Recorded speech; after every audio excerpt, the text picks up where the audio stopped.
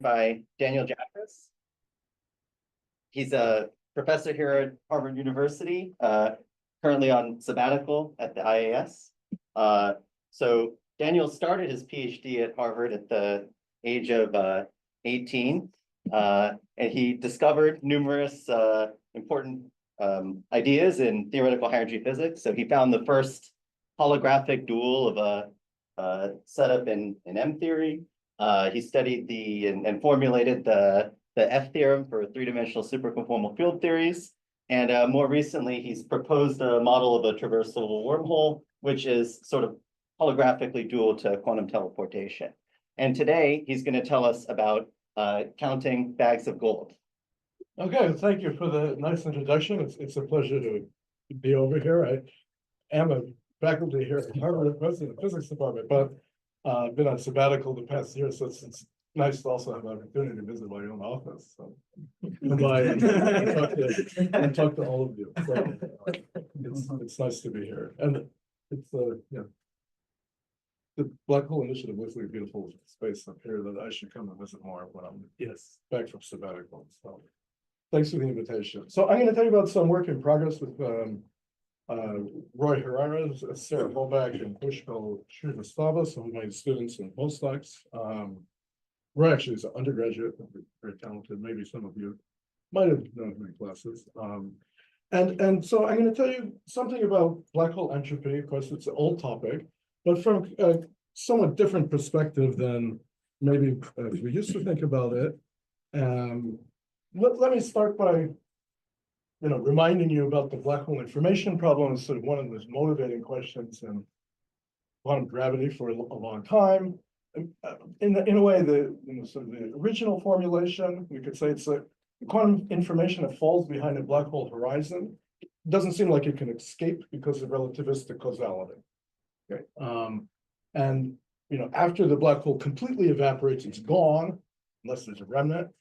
And this would seem to imply a violation of unitarity because you had information that went in, and the black hole is gone. It seems like this information is gone. So that's sort of the most basic way of understanding this issue. And maybe a little bit more quantitatively, even before the black hole is gone, you can think about the amount of entanglement between Hawking radiation that's already been emitted and is far from the black hole, some moles that are far away, and the remaining part of the black hole that purifies the radiation if the evolution was unitary, because the whole state was a pure state. But eventually, that amount of entanglement there exceeds the Bekenstein-Hawking entropy of the remaining part of the black hole. So another way of saying it is that the Hawking radiation, after a while, if you look at its coarse-grained entropy, so trace the black hole out, it looks bigger than A over 4 G Newton of what remains of the black hole. So it doesn't look like the black hole has enough entropy to purify that Hawking radiation. And now there's sort of some assumptions in this argument, or to think of it as a paradox, you need to make certain assumptions. And one of them is, of course, the very idea of the horizon. We said things can't escape the horizon because of relativistic causality. But quantum fluctuations can shift where the horizon is. It's not probably exactly defined things. It's sort of teleologically defined in classical GR. That sounds a little suspicious when you take into account quantum effects. And maybe stringy effects can also make the exact location of the horizon ambiguous. Maybe it's not a completely sharp concept. But later there were these arguments by Matur and Almieri, Marov, Polchinski, and Sully. No, yeah. Well, it's been so long that I didn't send the names, you just called them ants. There it is. And then there was another paper also at Stanford. So it's another S that didn't get included in the acronym, I guess. And basically what their arguments, going back to this work of Matur, is sort of that if you assume the structure of the Hilbert space is the same as in bulk quantum field theory, so there's some interior factor of the Hilbert space and an exterior factor, then small violations of locality near the horizon due to, say, stringy or quantum fluctuations can't fix this problem. I would say that's sort of the content of their arguments.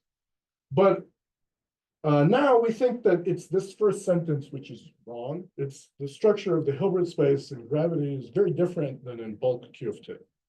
So that's sort of the loophole. These are the associated pictures, right? You have a black hole. The green lines are some time slices. I'm going to, in this whole talk, I'll always have in mind fixing temporal gauge by picking maximum volume slices. That will be my nice slice condition. That's very convenient. So that's the condition that the slice of constant time is one which has maximum volume. It's equivalent to saying that the trace of the extrinsic curvature on the slice is zero. So it's a local condition. It's much easier to think about gravity in that gauge, right? That locally or sort of perturbatively completely fixes the constraint equation. So, okay, there might be non-perturbative ambiguities, and that will be important. Although we won't really see them explicitly, but yeah. Okay, so that's what the green lines represent. This is sort of the traditional Hawking picture. You have a slice back here with the black hole, some, modes here, all of the Rindler horizon, but then because these can escape to infinity, it starts to evaporate, and at some late time slice, the black hole is gone. And how do we get unitarily from here to here? And then in this sort of entropy, more quantitative discussion, we don't even need to go all the way to the end of the evaporation. We're just at some lead enough time slice after the so-called page time. We look at Hawking radiation, which has come, now some big distance away from the black hole. It moves out at the speed of light, right? And this radiation, if we compute it semi-classically, it looks basically like thermal radiation with some temperature, the Hawking temperature, and its entropy is too big. It's bigger than the A over 4 G Newton of what remains of the black hole. So that's this page issue. But we could say that this whole story, there's a more primitive question, which we could have just called the black hole entropy puzzle, right? The point is just that there are many semi-classical configurations that look like a Schwarzschild solution from the outside, but they have large and complicated interiors. Like, that's what this picture is, right? It looks like Schwarzschild, well, maybe some radiation outside, but also the interior, the slicer is very big. So these maximum volume slices, for example, you can see, well, how does the volume grow in time? And it grows about linearly in time after a while. So after the page time, which is, growing with the original area of the black hole, this slice is something huge, very big in the Planck. Much bigger than the original size of the black hole. I mean, the maximum volume slice of an astrophysical black hole will be something enormous. I mean, if the black hole is, 100 million years old, the interior has size of 100 million light years. They're huge. The interiors are huge along these slices. You never see that interior, right? If you jump in, you just jump into this corner, so you can't access it. But along these time slices, that's how we would count it if we're doing, canonical quantization. So an example of this, many configurations are like the astrophysical black holes, and the entropy is bigger than the Bekenstein-Hawking entropy. That's the point of the page time, right? At that point, even if you look at the number of configurations that you could, if I have a black hole formed from collapse, I wait more than a page time, I make projective measurements of the Hawking radiation. Every time I make the measurement, I get a different outcome. The number of configurations is bigger than the Bekenstein-Hawking entropy. But they all look like reasonable configurations of semi-classical gravity with some junk behind the horizon, the partners of the Hawking pairs. So in that sense, if you solve the black hole entropy puzzle, in other words, by which I mean I find a specific theory of gravity, I do the bulk computation, I correct the semi-classical computation, and I just find that the answer is less than A over 4 G Newton, or exactly A over 4 G Newton, it will automatically, in that theory, I will automatically not have an information problem because, well, it will not be the case that the modes outside are entangled with more than the Hilbert space, like whatever the theory is that produces the right answer. Yeah.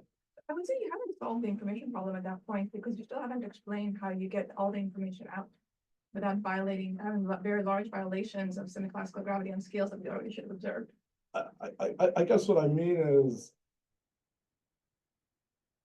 I mean, saying the word, so in other words, okay, so it depends what you mean by solving the black hole entropy puzzle. If you do a computation that just sort of indirectly shows that the entropy should be A over 4G Newton, you haven't solved the problem.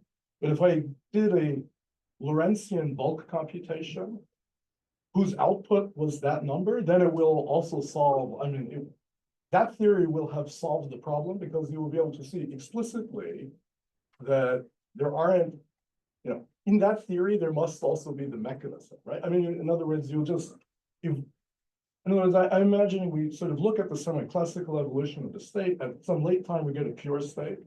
In the naive theory, it's a pure state with too much entanglement entropy. But if in somehow a correct theory, when we do that computation, we find it doesn't have too much entanglement entropy, then there's no problem. I think it's the difference between having the state versus having the entropy. Entropy is coordinates. You could imagine computing the von Neumann entropy without actually having the state. If you can actually get the state, then you know how the information got out. That's what I mean. Yes, yeah. So by solving the puzzle, I mean not just an indirect argument that tells us what the entropy is, but we see where the specific collection of states that spans the Hilbert space or something. And you're computing minus trace of rho log rho. Right. Yeah. Right. So if we see it in this direction, and that's going to be sort of the whole point. So you're saying, in other words, saying if you were able to sort of explicitly identify the phase space of initial data that makes a black hole and Right. found it was exactly A over 4 G Newton. Then you'd be done. You should be right. In principle, if you can do that. And I should say, I'm not going to solve this problem. But I want to make the puzzle from this point of view a little bit more precise. And in a way that I hope will, you know, kind of suggests what the solution might look like in the UV complete theory, like in string theory. Okay.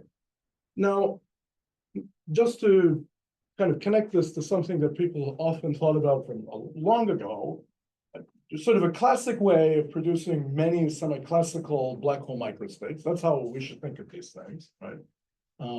Is to imagine adding lots of modes near the horizon. And those have arbitrarily small effect on the ADM energy because of the, you know, the divergent redshift factors. It seems like you can put lots of high energy stuff near the horizon. And then you might say, well, maybe those contribute an entropy that looks like the area of the horizon over the cutoff. And well, that sounds sort of nice because it's proportional to the area, like the Bekenstein-Hawking formula. But I think this is a little bit of a red herring. So first of all, it's kind of natural from the point of view of time slices of the exterior region that end on a point on the horizon. So in other words, if I have like slices like these black lines that end on a point here, this would be even more natural if I was in a two-sided black hole, where this could be the bifurcation point. And I only think about quantizing the exterior region, and I think, oh, well, I have this place at the edge of the slice here where the energies go to zero, and I could pack lots there. So that's sort of the logic. But those aren't complete time slices that define states. I mean, if we're really talking about single-sided black holes, or even in a two-sided black hole, then we need a whole slice that goes to the other side too. If we're really talking about counting states and not entanglement entropy. So really, I think this thing is related to entanglement entropy of the exterior and the interior.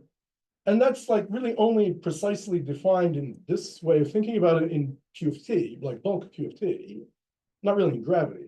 As we know, in gravity, somehow what we should have computed is the generalized entropy. This thing plus the area term, this is like the quantum correction to the area term. So that's not how we're supposed to think about the microstates, but it's, you know, this is a little bit related to this, you know, membrane paradigm at the horizon and so on. But I think it's if you really want to address this problem, you need to have complete slices. It's illegal to just end the thing at the horizon. And we'll see that there's actually some important effect of back reaction that connects this to these configurations with large interiors. So it's not a different source of a big entropy. That's only even semi-classically. Just looks like that if you ignore back reaction. So that's one of the lessons. But okay, so what the main point today is about these bags of gold. So how do I want to think about them? We have some maybe UV complete theory, but only look at the low energy effective gravity theory. And there's states that have horizons in this big interior, as seen along these maximum volume slices. And there are configurations with small curvatures and low energy densities all along the slice. And we can make them from some initial value slice. Like this is a typical example. The green line is some time slice. Well, here it happened to be sort of the time reflection slice. That's atypical, but most of the time I slice it up here, right? If I pick it at random. And it's not a black hole formed from collapse, because if I evolve forward or backward, it looks sort of similar. There's just stuff behind the horizon that doesn't get out on either side. These look like very special bags of gold, which happen to have the property that in the past completely disappears, right? So this is a collapse geometry. And I'm going to switch to being asymptotically ADS, not only because, I don't know, I was used to ADS, but also I think it makes the question of entropy much more precise, right? In asymptotically flat space, black holes aren't stable. They decay. It doesn't really mean anything without lots of additional complex definitions to discuss, the fine-grained spectrum of black hole states in asymptotically flat space. The width of the states, which is set by the Hawking time, is much, much bigger than the level spacing e to the minus x. So there aren't discrete states of non-supersymmetric black holes in asymptotically flat space. It's just some envelope, there's some smooth continuum. It's an off-shell resonance, right?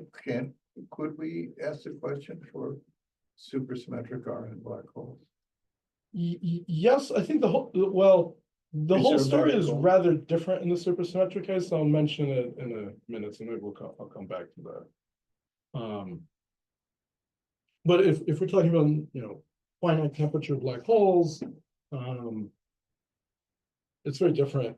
Well, I'm not saying it's impossible to define such a quantity in asymptotically flat space, but you need to work a lot harder and put some blocks, or I don't know, ask a slightly different question. You can't just compute trace of a density matrix. It's much more complicated because it's not the dominant contribution to the density matrix. It's unstable, right?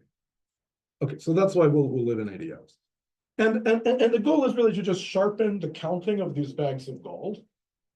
And when I say the counting of them, I mean the canonical gravity counting of them, not some indirect way to count them that will give me S Bekenstein-Hawking. I want to count them in the direct sense, get the wrong answer, the gravity answer, in order to see what would be required of the UV to fix that answer.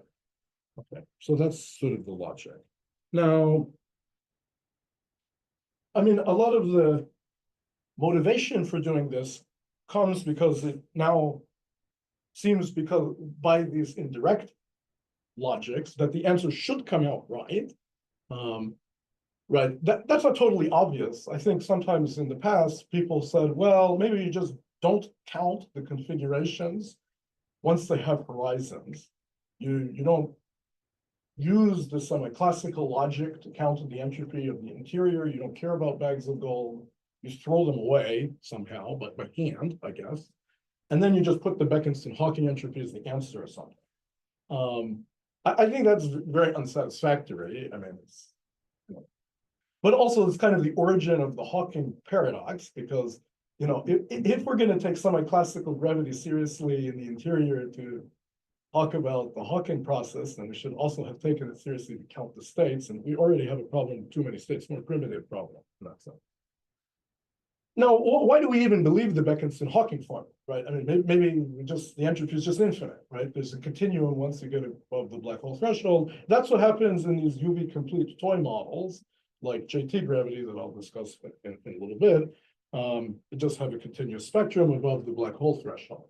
But we believe it, well, first from black hole thermodynamics, but then also string theory constructions and ADS CFT. Right, so if we have black hole and ADS, it's dual to something with CFT, that gives us something that agrees with the Bekenstein-Hawking entropy. But in the bulk, the most robust kind of arguments come from the Euclidean path integral. Robust in the sense that they apply very generally, they don't assume holography, they don't seem to care about the UV completion. And that's the old Gibbons-Hawking story. So if we wanted to compute the trace of the density matrix, e to the minus beta h here is the ADM Hamiltonian defined at the ADS boundary. We have a thermal circle of size beta, and then we get this thing that caps it off, and this is the horizon sphere. This is just the Euclidean continuation of the Schwarzschild, eta Schwarzschild. And from this, if this is the correct computation of the partition function, you derive the entropy that looks like A over 4G Newton plus some corrections. Now, that's beautiful, but I think we didn't say when we saw this formula that we saw that now we see that gravity has the correct entropy, because it doesn't, this Euclidean path integral doesn't seem to have the interpretation of counting states. Right? Because the Euclidean time circle shrinks in the interior, it's not a spatial slice times a circle. It's not really counting states in an obvious sense, and we don't know what it means. So it gives the right answer, but we don't know what it means. But maybe this is why we believe the answer. It's also all Euclidean, right? Yeah. Everything you have on this slide, these are all justifications That's true. for black holes that are static, which they inherit. Okay, we could say so.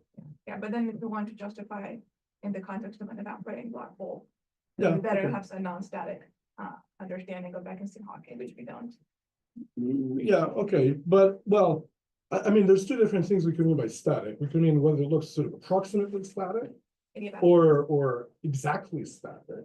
Yeah. So this is, of course, not supposed to be. I don't think this is counting the entropy of exactly static configurations, right? It's, in other words, the bags of gold are not static. They have interiors. the They're doing all, exterior. and the Even inside the exterior looks exterior. static. So in that sense, right. So they sort of look static in a coarse grained sense, but not in a fine grained way. That's right, but I mean, in the sense that an evaporating black hole would not be static in this. Yeah, so that's not even static in a coarse grained That's right, sense. exactly. I agree. And the But same applies to, like, the we string might, theory. of course, do some more complicated path integral. But yeah, I mean, well, so if we look at the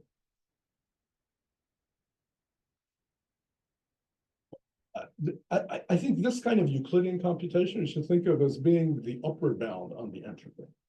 It upward bounds the entropy because it's supposed to count all the configurations, static and not static, and so on. And by if this looked like the time slice times the circle, and Yeah, I agree with you on then it the would- bound, yeah. So it could be that in the non-static case, in the evaporating case, the entropy is smaller than this. But that makes sense, right? It's not going to be maximally mixed and so on. Yeah, but okay. Right. Now, in the story of bags of gold, there was this beautiful work by Netta and others, where they reproduced the page curve, this pattern of entanglement entropy, first growing and then going back down again after you pass the page time, using this quantum extremal surface formula. That's some ADS CFT motivated, in a sense, well, the generalized entropy formula in the bulk, and then it can also be sort of re-derived using Euclidean methods, but a much more sophisticated kind of Euclidean computation than the Gibbons-Hawking one. And the upshot is sort of the following. So what's the basic mechanism is that in the semi-classical counting, it assumes a particular inner product on the space of states. And we could work in a basis that diagonalizes that inner product as we usually do, some kind of field basis when we compute, but then there could be non-perturbative corrections to the inner product. So, when we think that the inner product, look, it's important that we put data on a time slice where we perturbatively fix the gauge, the temporal gauge. If we demand that this is one of these maximum volume slices, it will. And then we would seem to get a simple delta function as the inner product. We won't have the ambiguities in the Wheeler-DeWitt equation because we classically fix the gauge, right? But in between a bra and a ket, we could put some non-perturbative stuff. We're not sure what it is. Depends on the UV of the theory. And then you'll get some non-trivial matrix of the inner products. And instead of just computing trace e to the minus beta h by putting a basis state e to the minus beta h basis state summed over I. If the inner product is not anymore delta ij, we should put the inverse matrix of the inner product here. Okay. Now, you might think that this won't do very much because there's are surely small corrections to the inner product, order e to the minus 1 over g of n, because they're non-perturbative, maybe there's some blob or something in between. But in principle, they could conspire to make many of the states null states. And that is indeed what happens if you do this computation using the replica trick. So how, By null state, you mean a state with a vanishing norm? yeah, so Or a state vanishing which is norm. orthogonal to every state?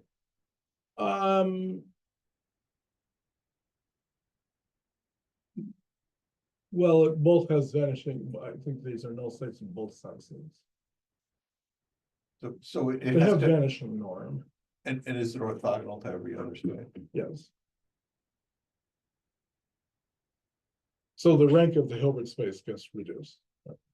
And roughly the structure of these computations is, imagine you were, so it's hard to compute the inverse matrix of the inner product, but you could do it using the replica trick. It's easy to compute the inner product, right? Then you sum over stuff, but to compute the inverse matrix sounds hard. But we could compute this to the power n, and then analytically continue n to minus 1 as a mathematical trick, right? And now you might think if I computed it to the power n, why is it helping me? I'll just take n copies of the computation. But if I do that and I sum over all Euclidean topologies, including ones that connect the different copies, the different replicas, then I get a new kind of answer because turn out there are non-factorizing contributions, these sort of Euclidean wormholes, roughly like this. And if I just computed something simple like the overlap, this doesn't have a big effect, it's small correction. But if I combine it in this kind of way that's supposed to tell me about the size of the Hilbert space, it turns out to have a huge effect. At least in cases, so there was sort of a toy model studied by these people where they just had a very simple theory of gravity, this pure JT gravity, and then they modeled many black hole microstates as species of end of the world. So if you want to make a one-sided black hole in 1+1 dimensions, there's no smooth origin of polar coordinates because there's no angle direction. You just have to make the spatial slice end. So you can just say it ends at a boundary, a dynamical boundary. And then they did a computation of this type and kind of found this effect. Yeah. So if you have a Hilbert space of rank n, and then you compute the inner product, corrections to inner product with some small parameter, you can't change the rank of the inner product until the correction becomes of order 1. And when the correction is order 1, you don't have a perturbation theory. Perturbation theory is breaking down. So I don't understand logically how, unless you're saying that you could solve the theory exactly. Well, I think let me write this. Okay, so the mathematical statement is the following, and start with an inner product that was all ones, diagonal, and then I add to it a matrix of corrections where each entry is tiny, e to the minus s over 2, where s is some classical action, and the whole thing can have a very small rank. So in that sense, small corrections can drastically change the rank. Of course, the corrections to the rank aren't small, but the corrections to any individual matrix element can be very small.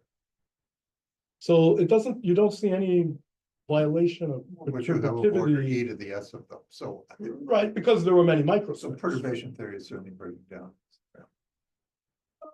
Well, I think it depends on perturbation theory for what quantity. For the rank of the Hilbert space. Well, yeah, of course, that's the whole point, but yeah, that's what you want, right? You want to get a different answer. But this Small corrections to your non-perturbative procedure might suddenly change the rank. that's certainly true. Yeah. That is absolutely true. So indeed, it looks There's no like small parameter controlling. so it looks from the kind of quantum extremal surface formula or Euclidean replica trick point of view, you get this beautiful answer. If we think about it in the Euclidean language, it's kind of an average over this effect. That's what these tubes are doing, right? You could think maybe in the correct theory, this is a specific microstate or some specific non-perturbative correction. But there's something funny here because you get kind of a beautiful universal computation for the sort of the average quantity. I say average because the way you do the computation, if you have 5 copies, you get a different answer than the thing to the power 5. That's what you would expect in an average over theories. But if we had the individual UV complete theory, we wouldn't need to do that. You should get the same answer just doing this. And if you think about it like that, that's sort of like asking for the microscopic counting of BPS black holes that would reproduce the A over 4 genome, right? When you think about it like that, this mechanism sounds logically possible, but extremely fine-tuned, right? If I will change one of these numbers by a tiny bit, it kills the whole thing, right? Then the inner product won't have a tiny rank anymore. So, it's some it's a fine-tuning of order, e to the S Bekenstein-Hawking or something like that, or maybe even infinite fine-tuning because the original entropy is infinite. It's actually worse, but okay. So, but it's at least as bad as e to the S Bekenstein-Hawking fine-tuning. So that sort of sounds like it should require mechanism. Now, again, the Euclidean picture sort of suggests, it looks like a mechanism in a sense, but it's only in this average sense. It's not clear, how should we think about it in the single copy of the UV complete theory where there is no averaging. Then it sounds very fine-tuned if it just comes from gravitational instantons in a conspiracy, right? And we could say it's a little bit similar to the Gibbons-Hawking result in spirit in some sense, because we're still violating the interpretation of the result as a trace over definite states, right? It doesn't tell you which are the particular null states. In the same way that Gibbons-Hawking doesn't tell you these are the particular microstates. I think it's almost sort of even stranger. No. In the sense that sure, it's almost certainly true that the UV complete theory has states in the black hole interior that are non-geometric, and that the path integral, the Euclidean path integral, is certainly not capturing those. Right. But somehow it's counting things and representing them in such a way that they look like, in a sense, on a classical level, like they might be exactly enough independent states, even though, there have to be these can't be independent, and they have to be other states that are not being counted. Yeah, so that's right. That's right. So, in the full accounting, there's not only bags of gold, there's also lots of other junk, and then that whole thing has to come down to so that's right. Okay. Now, I would just point out one word of caution in this whole story. I mean, I would say the results are extremely suggestive, but this is maybe a slightly underappreciated point. So let's say we take the simplest toy model that was studied by the Stanford group, right? The one with end of the world brains and JT gravity. In that case, you can do sort of slightly different. I mean, suppose you took that model completely seriously, then you would say that we have K species of end of the world brains, where K is bigger than e to the S, and they're dynamical objects. They're actual solutions of the theory. Then they will also contribute to the quantities we compute in another way, not only through the computation done that I kind of very briefly reviewed on the previous slide, but by kind of including loops of the end of the world brain. So we can just add a sort of trumpet instanton anywhere in our path integral and put these K species running around this loop. And we can do many of those and resum the contributions of these. And we actually did this computation in a paper, sorry, I forgot the reference, with Ping and David, my former students, Gao and Kolschmeyer. And the effect of that is to renormalize the parameters of the low energy effective theory, which still looks sort of like JT gravity, but now it will be, have a potential for the dilaton. I'll review JT gravity in a second, but it renormalizes the IR parameters so that actually, in terms of the IR parameters, the Bekenstein-Hawking formula will give a much bigger entropy, which is always bigger than K. So it's a little bit like the species story in the context of black holes, where people tried to violate the Bekenstein bound by adding many species, but then it will renormalize Newton's constant. So it's not that those states went away, it's just that the Bekenstein-Hawking bound changed. So this kind of suggests that that could be going on here. This effect was not taken into account in those computations. That's not to say that they're wrong. It's just that they are computations in a theory where the infrared parameters are what they said they are. And then the UV has to conspire so that after including this, you get the IR parameters, which makes the bound violate. But that sounds a little delicate, because if you try to do that in a very naive way, the only way to achieve it would be to add a negative norm states in the UV that will cancel this contribution. So there's sort of a shift of S effective by log K, which is a positive shift. So of course, if in the IR, S effective is what you thought, it means in the UV, S effective is minus log K, which is a negative number. So that's not a good solution, but that doesn't imply that there can't be UV complete models, or it works like this, but just maybe a point of caution.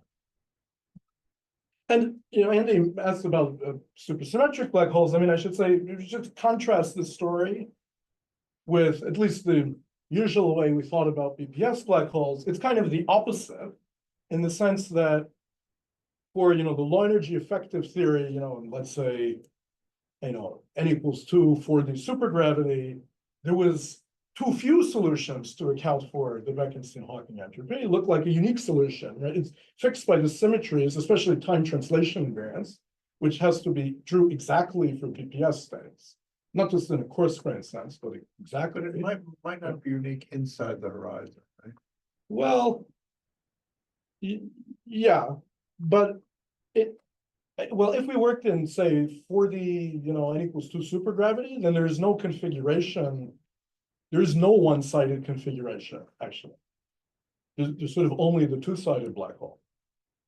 But there is no interior, there's no BPS guy in just for the supergravity, if we're in for it. Right? There might be higher these solutions, but Wait, what? well, Just Maxwell Einstein theory.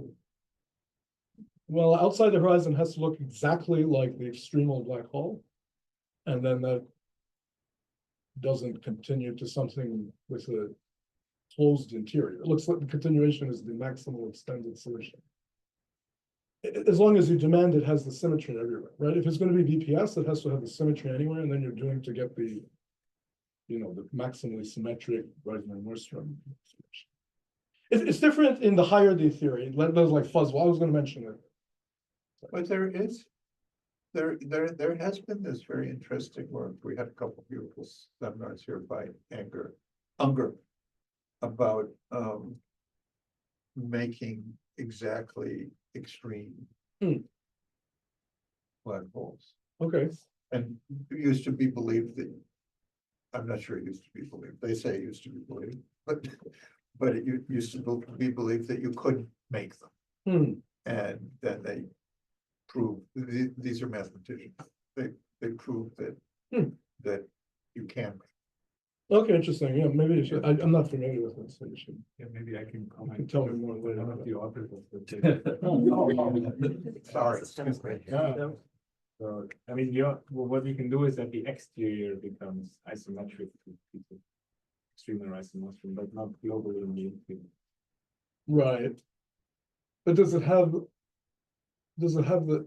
could this configuration be BPS? I think that probably requires that it has the isometry everywhere, even in the interior. I don't think they're BPS. I think There's they also can be if you BPS. have quantum corrections, even perturbative ones, that actually breaks down. So I don't think it's physically relevant for anything like this. Yeah. Even Well, if- anyway, this sounds like an interesting discussion, but maybe we should have it happen. Yeah. This was an aside, anyway. So, anyway, just to finish this paragraph, right? I mean, we know that there are these, Andy and Cameron found the E to the S Bekenstein-Hawking worth of BPS debrane states. And then if you, increase the string coupling, they continue adiabatically to look like black hole states, and there's some index that counts them, so you're sure that they stay there and so on. They don't, get heavy and go away. And at strong coupling, some of those configurations can be matched with or look like horizonless, time-independent, higher D supergravity solutions, where there's an extra internal manifold and pieces of it shrink. People call them fuzzballs. But presumably not all of them look so classical. An especially small fraction of them. Yeah, have been found, but this whole story is sort of the opposite direction as what happens if you're away from BPS. Away from BPS, the semi-classical counting already gave too many. So no matter what, maybe there's additional configurations, but it's only making the problem worse. You need to remove the too many that you already had. So there's sort of a different aspect of the problem that was not, thought about in the same language. So asking what's the microscopic mechanism for the removal, I think is a sort of a new interesting question that, maybe we should have been asking it for many decades, but I don't think people thought about it very much. So in Just my, one sec. So there was an old thing by Sorkin, which you haven't mentioned, that the bags of gold that you should remove are the ones that couldn't evolve from smooth initial data. Does that play any part here? well, you mean horizonless smooth initial data? Yeah, collapse. Yeah. Well, first of all, that doesn't help because the ones that do evolve from horizonless smooth initial data, like from collapse, already have too many. That's the black hole information problem. So banning the ones, that's like saying, if we go back to this picture, whoops. I think you're saying he would say you keep these, but you ban those. But there are already too many of these, so it's not helpful. And it sounds like also the horizon is teleological, so I don't know, that sounds, let me not go. I have nothing to say. Okay. Also, I think you can get a bunch of the right ones from the left one, but it's slightly messing with the entanglement structure across the horizon. Yeah. A bunch of outgoing modes. When Yeah. you roll backwards in time, the back direction will be strong, you get a bag of gold. Yeah. Another way of saying it, maybe to paraphrase what Meta was saying, I think you take this, it has a Hawking evolution, you make measurements on the Hawking radiation, and then you'll get one of these. So it contradicts quantum mechanics outside the horizon to ban this and not that. Okay, so anyway. But I don't have anything else to say about it. So the plan in the last 2 minutes of the talk. When do I stop, or when did I start? Technically, it's 45 plus Yeah, questions, that's but I know, probably you can dip into the, yeah. Okay, so I have 5 more minutes. Yeah, we've been having I think- a discussion so far, so. Yeah. Finish what you want to say. Okay. Well, I'll be brief now. But anyway, so the what we wanted to do is to sharpen this puzzle. First in sort of the toy model of near extremal black holes, which is this JT gravity. And then, maybe eventually in Einstein gravity.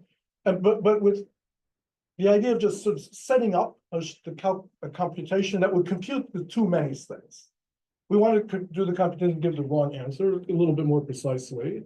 And then maybe that will give us some hints as to what the UV complete theory should do to fix it. This, of course, we didn't do, but okay. So what is the JT gravity? I mentioned it already. It's 2D theory of gravity with the metric and the dilaton. It's very simple because the dilaton equation of motion just makes the curvature be -2. So it has constant negative curvature everywhere. And the equation of motion you get for the dilaton is very rigid. So they have sort of a finite dimensional, 3-dimensional space of solutions, roughly speaking.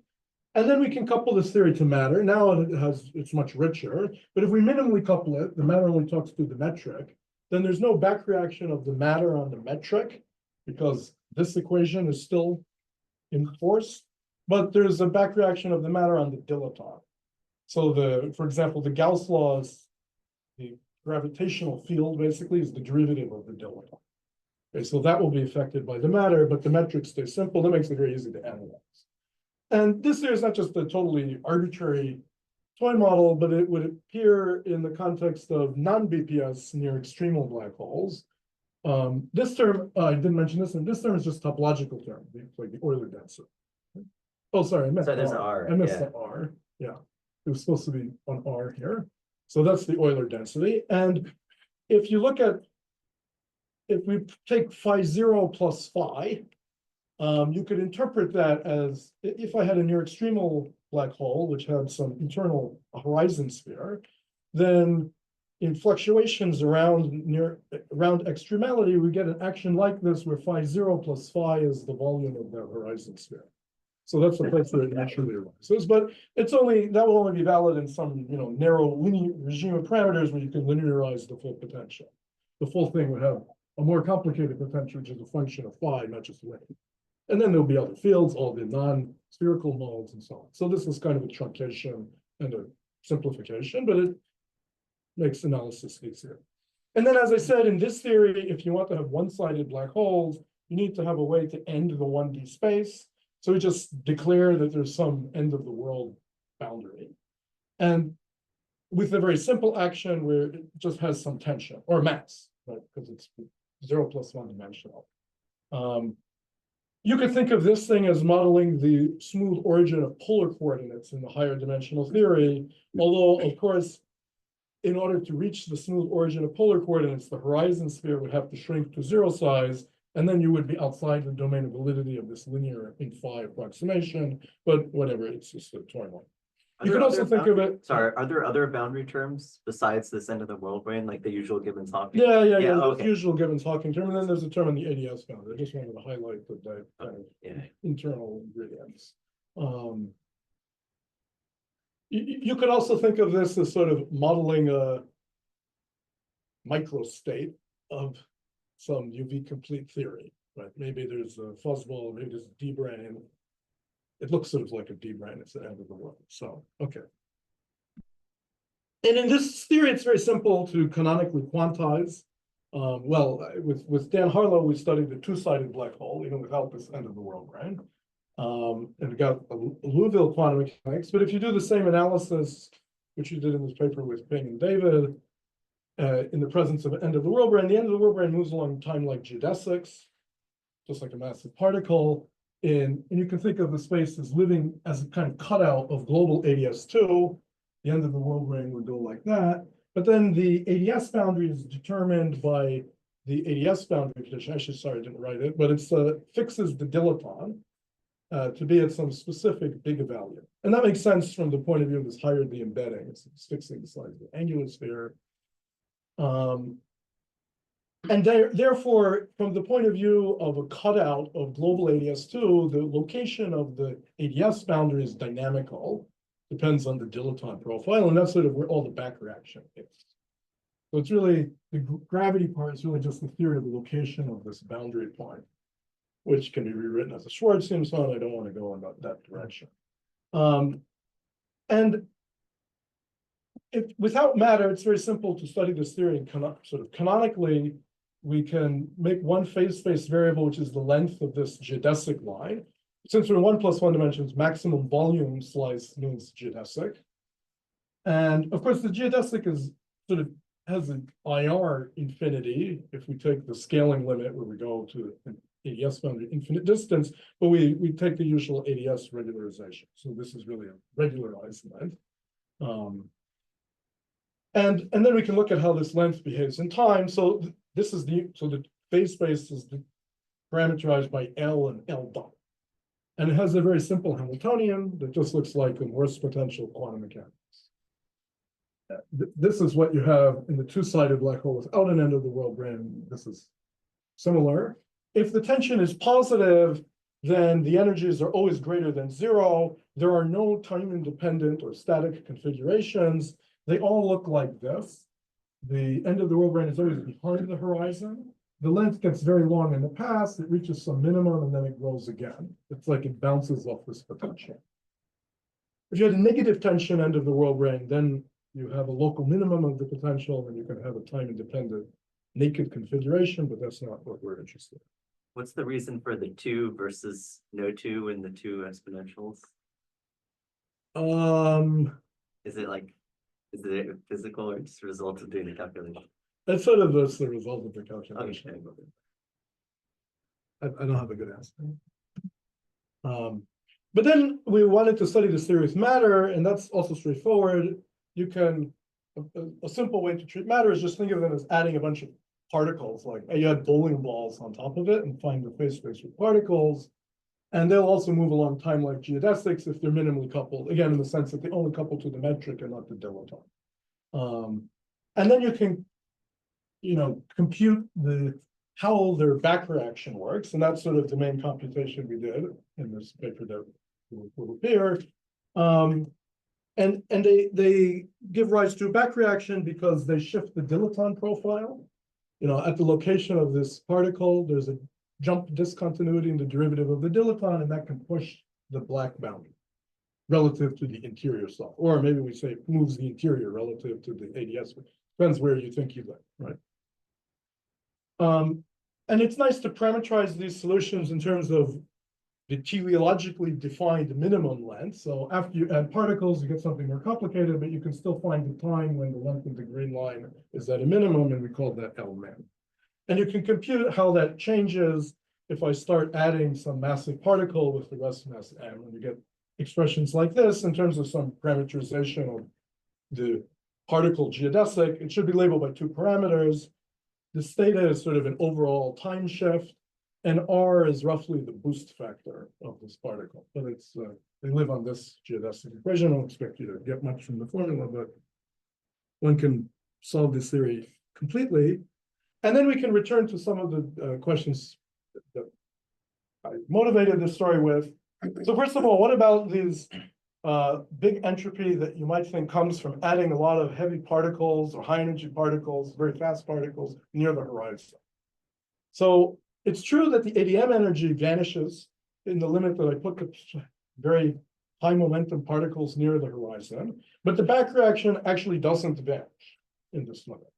And maybe that should have been obvious. It's kind of like the situation of a Shapiro delay. This particle now looks like a nearly null shock along the horizon. So it acts, at least locally, with a big null translation. And that has the effect of changing this L-min by an amount which goes to constant. So the, sort of proportional to little m, right? So the effect doesn't go away. And so if we try to produce these too many states, the thing that was counted by A over the cutoff, they actually back react and make the interiors big anyway. So it's not a separate origin of divergence from bags of gold. They are bags of gold. The interiors have to get much bigger. And in fact, if you look at the part of the Hilbert space where the length of the slice is bounded, that's a finite dimensional Hilbert space. So the infinity only comes from letting the size of the slice go to infinity. There's not some other infinity of near horizon ones that's already incorporated. They're coupled by back reaction. So maybe that's one of the results here. It's very simple, easy to see it in this toy model, but I think maybe it wasn't completely clear to me, at least at first. I'm sort of out of time. Let me just say a few brief things. So then we can go back and do a Euclidean computation, but this is not the kind of Euclidean computation that's subtle to interpret. You can just directly take the state space we're discussing times the circle. By Feynman's logic of path integrals, that had better give the correct answer for the trace. We're not summing some new topology. If you did this, if you just do this directly, you get a divergent answer. That's the infinity of bags of gold. In JT gravity, this thing looks like a trumpet because it has constant negative curvature. And there's a parameter which is like the length of the end. But these are off-shell configurations in JT gravity because there's not actually an on-shell solution for the dilettante profile. But JT gravity is so simple, you can do the path integral exactly, so it doesn't matter that it was off-shell. And at small b, when this gets very tiny, it diverges like this. This is the usual, energy factor for the end of the world with mass T. But then there's some measure part that goes like 1 over b, and then a matter determinant which probably exponentially grows, because this is like a very high temperature region, so we have a thermal divergence. So this, if there's matter, has a huge exponential divergence, without matter has a logarithmic divergence. And that matches the fact that even in the theory without matter, the potential was just a continuum, right? It wasn't a bunch of bound states, so it has a continuous spectrum and an infinite entropy. And you can do a computation of constrained saddles. You can say, we demand that the length of a slice is some specific L, the T equals 0 slice.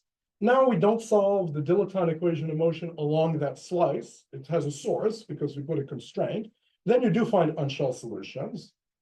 And they have just sort of geometrically, this B goes like e to the minus L because of the exponential shape of the trumpet. And then when you put everything together, and along this slice, there's sort of a jump in the derivative of the dilettante. That's because we put a constraint there.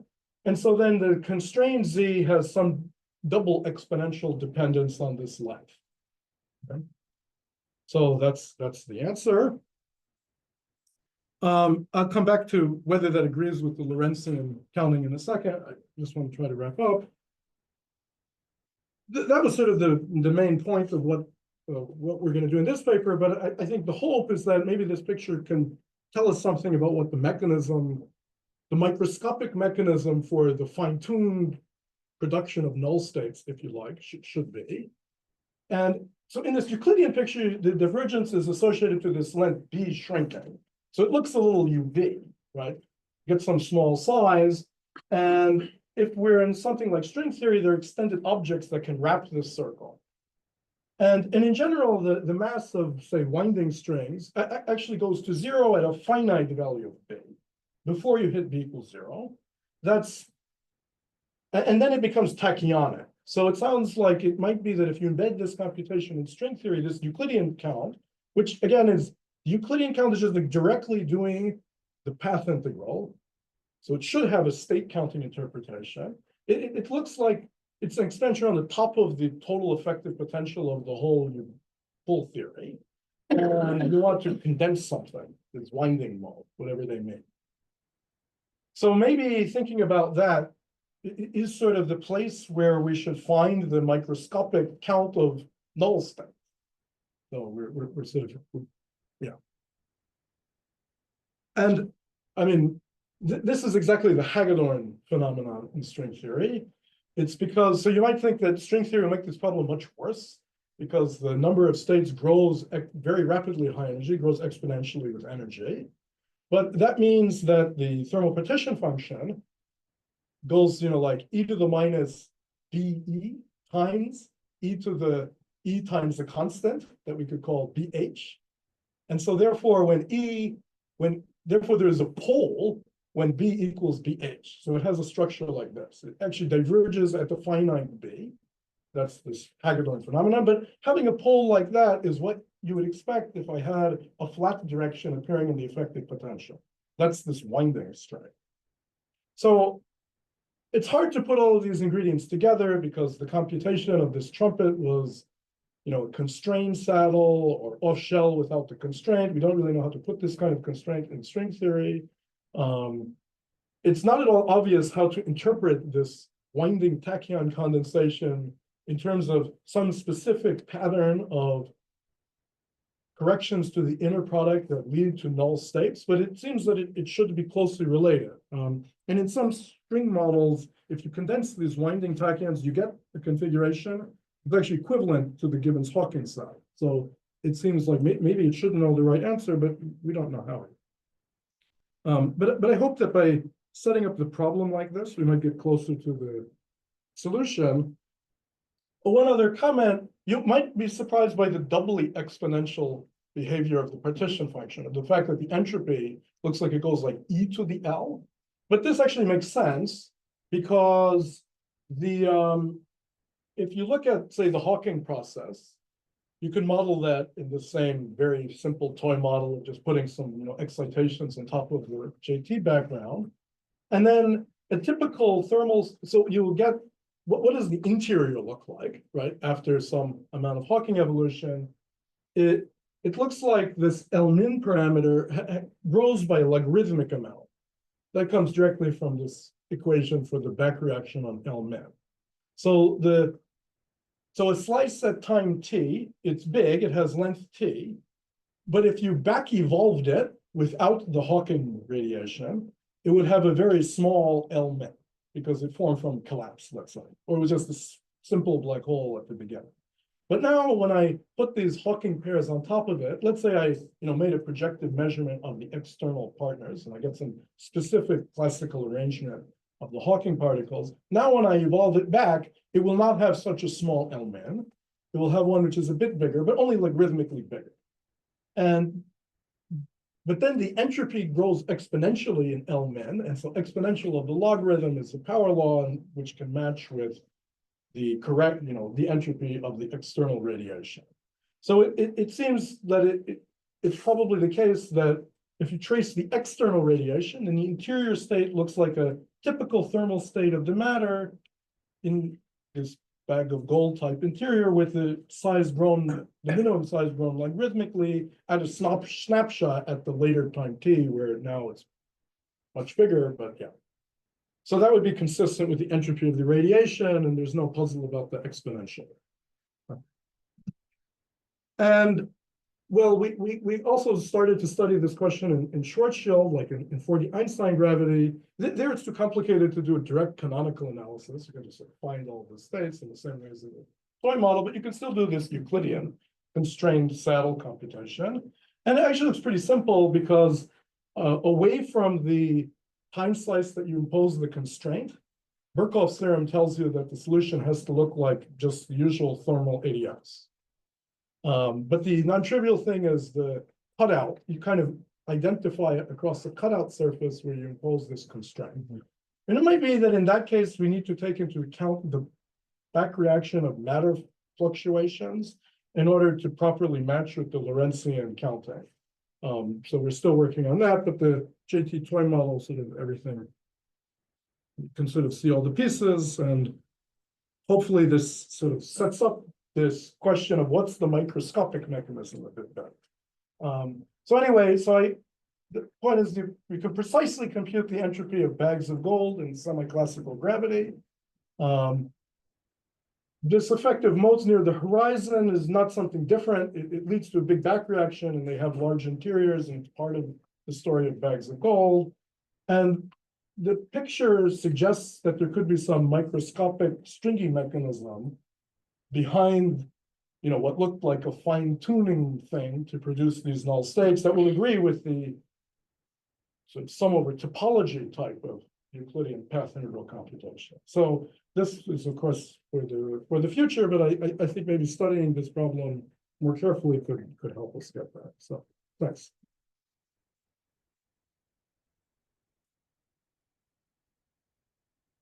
Okay, are there any further questions or? Yeah, I was just wondering about the last point here. If you imagine that the correction to the inner product matrix is proportional to alpha prime times either the minus s/2 or what in precise terms? I'm not sure. The problem is it's an infinity by infinity. I mean, you need to put more structure first. So if you just say it's an infinity by infinity matrix, then, well, you can always reduce the rank by an infinite amount, and so it's hard to keep track of numbers. But I'm hoping that setting things up in this little bit, taking the part of this big matrix where the slices have a volume constrained by some number, now it's a finite by finite matrix, and then you could ask questions like that, but we haven't gotten to that point yet. Also on that last one, is it correct that the statement that you expect the tachyonic states to introduce negative entropy? That Well, I don't know. That's an interesting way of thinking. I hadn't thought about it like that, because these winding states, these winding strings, they're winding the time direction.